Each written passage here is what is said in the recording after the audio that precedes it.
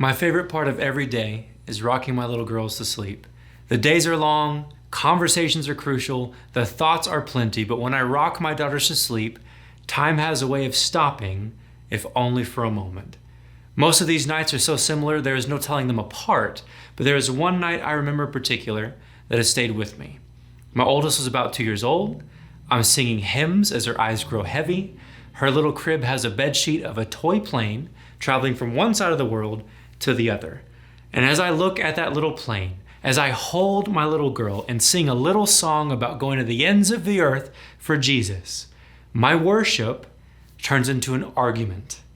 Tears fill my own eyes as my arms become stronger and tighter around my daughter. It has been a 7-year infertility battle just to get to her, and now she's here. Dreams are now reality. Tears are now laughter. I do not want to let her go as I think of the possibilities of Jesus calling her one day to the ends of this very earth.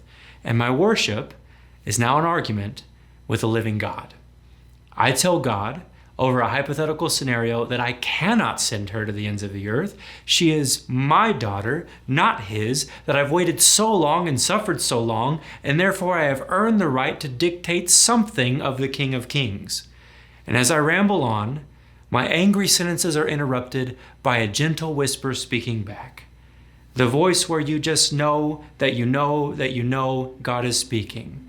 He says, "How is it that the world celebrates the gospel at the cost of my family, but no one wants to share the gospel at the cost of their family?"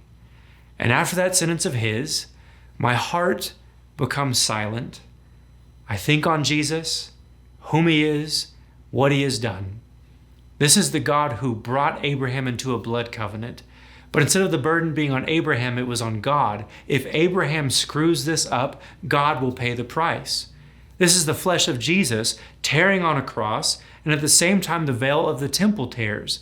Because of the blood of Jesus, the Holy of Holies is no longer a place few can enter at the risk of death, but the presence of God in our hearts so that we can all live.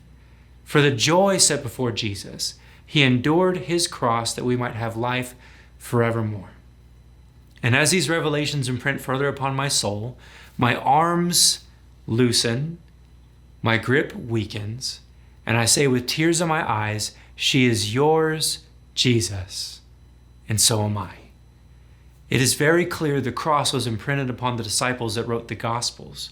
Luke 9:23, Mark 8:34, Matthew 16:24, all remember those words of Jesus, "If you want to come after me, pick up your cross daily and follow me."